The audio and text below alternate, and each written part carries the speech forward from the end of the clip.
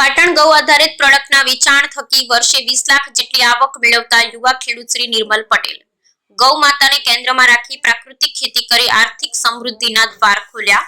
પાટણ તાલુકાના આંબાપુરા ગામનું શાંતધન ગીરની ગૌશાળા ફાર્મ હાઉસ અનેક ખેડૂતો માટે બન્યું પ્રેરણાધામ। પાટણ તાલુકાના આંબાપુરા ગામના શ્રી નિર્મલ પટેલની કે જેમણે શાંતધન ગીર ગૌશાળા પ્રાકૃતિક ઉદ્યાન પ્રાકૃતિક ખેતી અને પંચગવ્ય મહા ઔષધિ નિર્માણના ત્રિવેદી સંગમથી આર્થિક સમૃદ્ધિ મેળવી અનેક ખેડૂતો માટે પથદર અહેવાલ આપ્યા છે।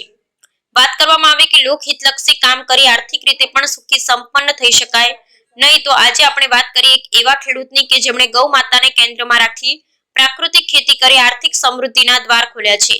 આપણે વાત કરીએ છીએ પાટણ તાલુકાના આંબાપુરા ગામના શ્રી નિર્મલ પટેલની કે જેમણે શાંતધન ગીર ગૌશાળા પ્રાકૃતિક ઉદ્યાન પ્રાકૃતિક ખેતી અને પંચગવ્ય મહા ઔષધિ નિર્માણના ત્રિવેણી સંગમથી આર્થિક સમૃદ્ધિ મેળવી અનેક ખેડૂતો માટે પથદર્શક બન્યા છે।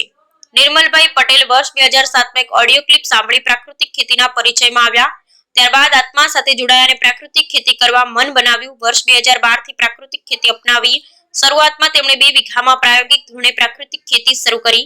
અત્યારે તેઓ 10 વીઘામાં પ્રાકૃતિક ખેતી કરી રહ્યા છે। ગાય આધારિત ખેતી અપનાવવા માટે તેમણે 18 ગીર ગાયો રાખી છે। Bureau report Ramjibhai Raikot. મારું નામ નિર્મલ કુમાર પટેલ, મારું મૂળ વતન આંબાપુરા અને અહીંયા આંબાપુરાની ગામની અંદર હું પ્રાકૃતિક ખેતી કરું છું અને ગાય આધારિત બધી પ્રોડક્ટ બનાવું છું। અને આ પ્રાકૃતિક ખેતીની મને માહિતી અને વિચાર 2012માં આવેલો, જે રાજીવ દીક્ષિતજીનો એક વિડીયો જોવાથી, અને 2017 પછી આ પાટણની અંદર આત્મા પ્રોજેક્ટ જે ચાલતો એની એક મીટિંગ કરવાથી એમાંથી મને બંનેને પ્રેરણા મળી કે ખરેખર પ્રાકૃતિક ખેતી કરવી જોઈએ અને એમાંથી સ્વાસ્થ્ય માટે સારું અને એનાથી જમીન બચી શકશે, બાકી રાસાયણિકથી જમીન પણ બચી શકશે નહીં। તો શરૂઆતમાં મેં ઘઉં કરતા ખાવા માટે અને થોડા મહેમાનોને મતલબ જે સગા સંબંધીને આપતા, એમ કરતાં કરતાં ધીમે ધીમે ગાય તો અમે વર્ષો રાખતા જ મતલબ, પણ એમ કરતાં કરતાં પછી ગાય આધારિત પ્રોડક્ટ બનાવવાનું ચાલુ કર્યું। એમાંથી લિપસ્ટિક, હવન કપ, અર્જુન છાલ ચા, કોફી, ગૌમૂત્રમાંથી અર્થ બનાવી છે, પછી નાના અલગ અલગ બધા ઘી બનાવ્યું છે જે ઔષધિમાં વપરાય પ્રમાણે। તો ખરેખર પ્રાકૃતિક ખેતી કરવી જોઈએ અને આનાથી સારો એવો નફો તો પહેલાં નહોતો મળતો, પણ જેથી કે ધીમે ધીમે અમારી જે પ્રોડક્ટ બની અને સારો એવો પ્રચાર થયો એના ખરેખર આ પ્રોડક્ટ બહુ સરસ છે એમ। એનાથી અત્યારે અમારું ગયા વર્ષે 20-21 લાખ રૂપિયાનું વાર્ષિક ટર્નઓવર હતું।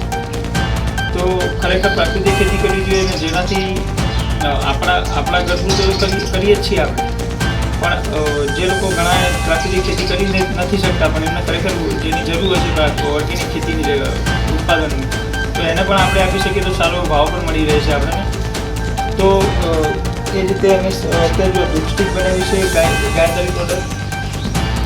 ગોબર આપણે એવું એમ માનીએ કે ગોબરનો તો ખાલી નોર્મલ ખાતર તરીકે અથવા ઉપયોગ થાય, તો એમાંથી અમે એક ઘડિયાળ બનાવી છે ગોબરમાંથી બનાવેલી। એની રીતે પૂજા થાળી ગોબરમાંથી બનાવેલી છે, જેની પ્રાઇસ અત્યારે જે સિટીની અંદર અમે 1100માં સેલિંગ કરીએ છીએ આનું, તો પૂજા થાય અને સારી એવી પૂજા થાળી પણ એમાં અમારું સેલિંગ પણ થાય છે। રીતે લિપસ્ટિક, કોફી પણ બનાવીએ છીએ। તો મિત્રો એક લિપસ્ટિકનો ઉપયોગ કરો ને મારા વાલા।